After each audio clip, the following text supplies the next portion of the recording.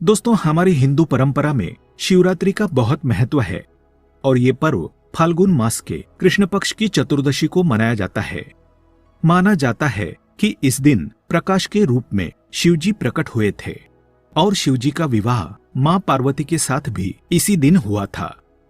इस दिन अगर आप सिर्फ पूजा पाठ करते हैं तो यकीन मानिए जीवन में सुखों की प्राप्ति होती है।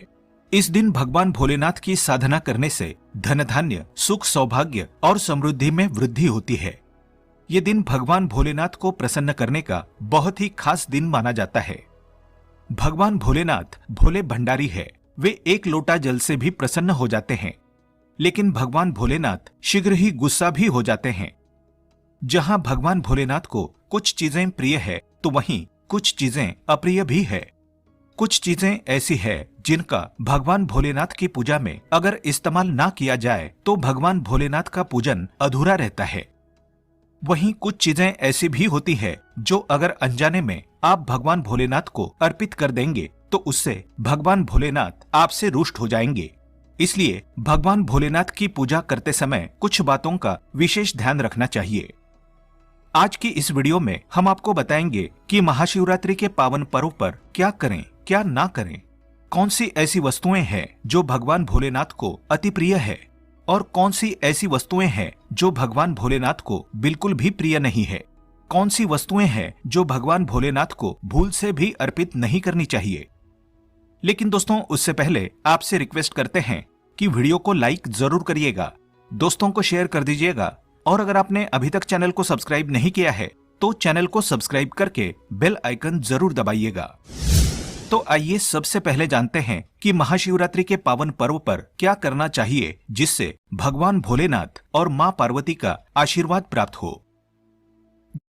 के दिन भगवान भोलेनाथ की पूजा सफेद या लाल रंग के वस्त्र धारण करके ही करें।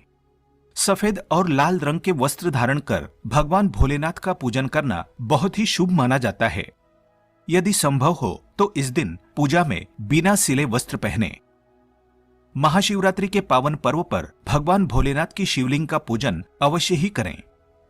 शास्त्रों के अनुसार महाशिवरात्रि के दिन ही भगवान भोलेनाथ शिवलिंग के रूप में प्रकट हुए थे।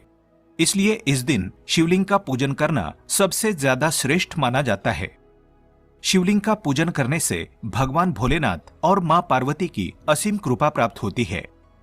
वैसे तो महाशिवरात्रि पर भगवान भोलेनाथ का पूजन रात्रि के चारों प्रहर में किया जाता है, लेकिन भगवान भोलेनाथ का पूजन प्रदोष काल में भी अवश्य करना चाहिए।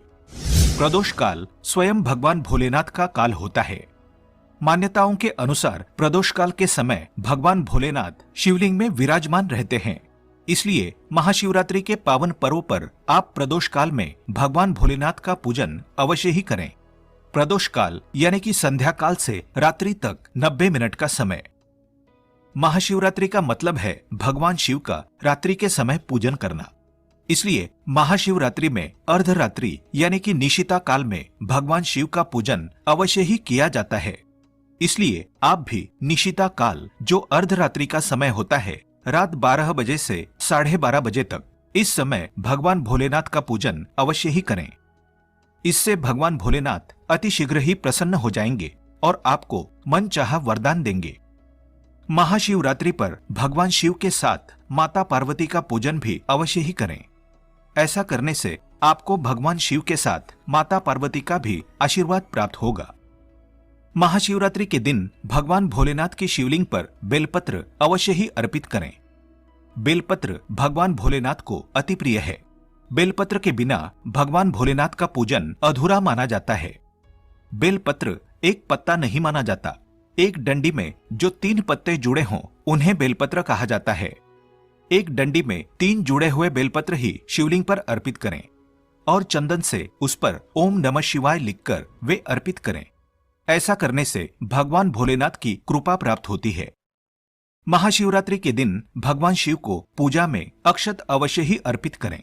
2 तुलसी के पत्ते डाल दीजिएगा ताकि आपके व्रत का फल आपको पूरा मिले। अगर आप भोले बाबा के भक्त हैं तो कमेंट में हर हर महादेव अवश्य लिखें। आज के लिए बस इतना ही।